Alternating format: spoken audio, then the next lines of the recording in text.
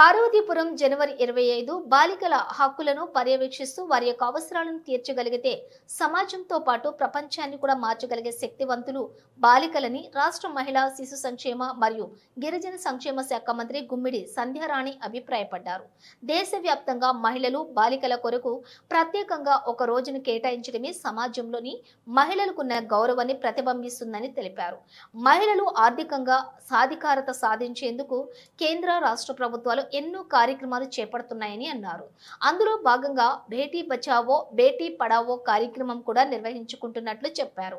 జాతీయ బాలికా దినోత్సవం సందర్భంగా స్థానిక లయన్స్ కళ్యాణ మండపంలోని బేటీ బచావో బేటీ పడావో కార్యక్రమం మహిళా అభివృద్ధి శిశు సంక్షేమ శాఖ ఆధ్వర్యంలో శనివారం జరిగింది.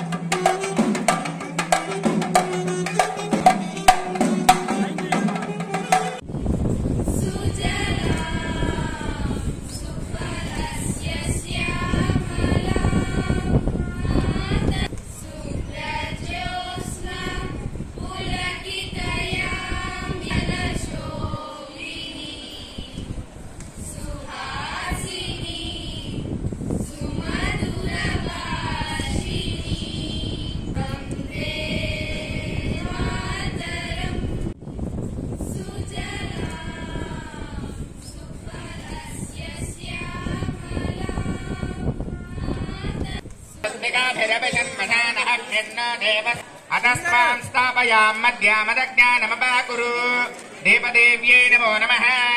शुभमुहूर्तो अस्तु उद्दीप्यश्वजातद्धोरा दिव्यज्योति नमः।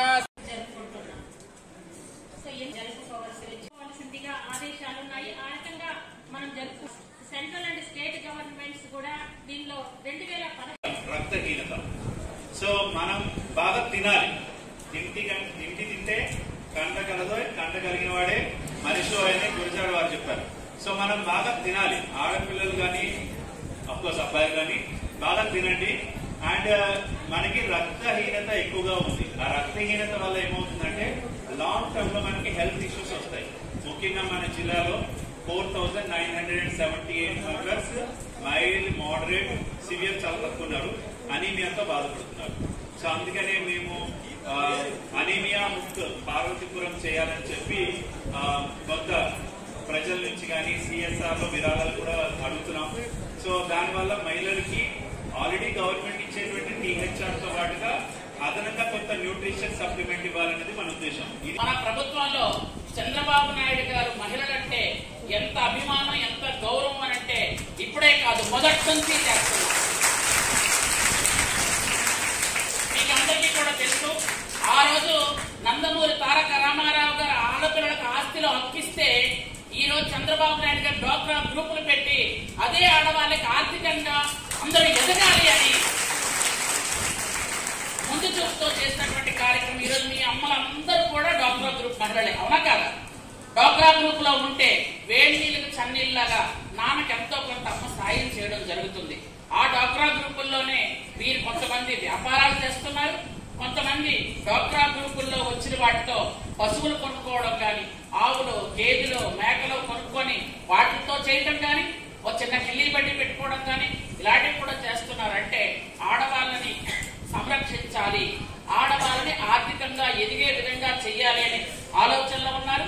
ఇప్పుడు లేటెస్ట్ గా ఏంటంటే ప్రతి ఆడపిల్ల ఒక వ్యాపారవేత్తగా ఎదగాలి అని మన ముఖ్యమంత్రి చంద్రబాబు నాయుడు గారు చెప్తున్నారు.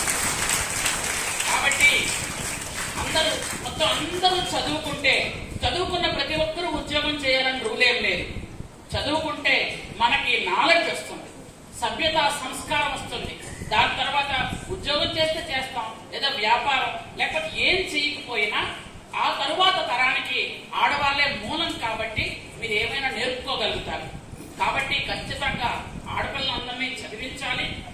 అలాగే మన జిల్లాకు వస్తే నేను మంత్రి అయిన తర్వాత మా జిల్లా ఎప్పుడు కొంచెం వెనుకబడి ఉంటుంది సార్ అంటే మన ముఖ్యమంత్రి వర్యులు మన జిల్లాకి నేను మంత్రి అయ్యాక 1 స్టాప్ సెంటర్ ఒకటి ఇచ్చాను. కలెక్టర్ గారు చెప్పారు. 1 స్టాప్ సెంటర్ ఇచ్చిన తర్వాత ఒక బాల సదన్ కూడా ఇచ్చాం.